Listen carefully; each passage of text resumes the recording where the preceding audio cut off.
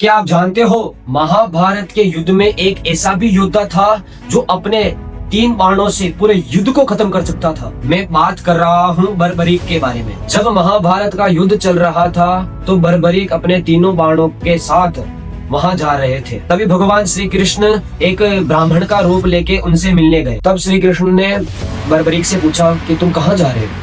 बर्बरीक ने श्री कृष्ण से कहा कि मैं महाभारत में भाग लेने जा रहा हूँ, क्योंकि उनकी माँ ने कहा था जाओ युद्ध लड़ो और कमजोरों का सहारा बनो। यह सुनकर श्री कृष्ण हैरान हो गए, क्योंकि श्री कृष्ण को पता था कि युद्ध कौन जीतने वाला है। तब श्री कृष्ण ने एक रणनीति बनाई, अगर तुम इतने ही शक्तिशाली हो तो तुम्हारी बाणों से इन पत्तों को चीर के बताओ। बर्बरीक सभी पत्तों को चीरता हुआ भगवान श्री कृष्ण के चरणों में आकर रुक गया, क्योंकि श्री कृष्ण ने एक पत्ता अपने पैरों के नीचे दबा रखा था। यह सब देखकर बर्बरीक समझ गया था कि मेरे सामने कोई साधारण ब्राह्मण नहीं खड़ा है। तब बर्बरीक ने ब्राह्मण से पूछा कि तुम कौन हो, तुम्हारा असली रूप क्या है। तब भगवान श्री कृष्ण ने अपना सौंदर्य रूप उसको दिखाया। बर्बरीक चौंक गए, कहा कि आप तो मेरे गुरु हैं। श्री कृष्ण ने कहा अगर मैं तुम्हारा गुरु हूँ तो तुम मुझे गुरु दक्षिणा नहीं दोगे, बताइए प्रभु।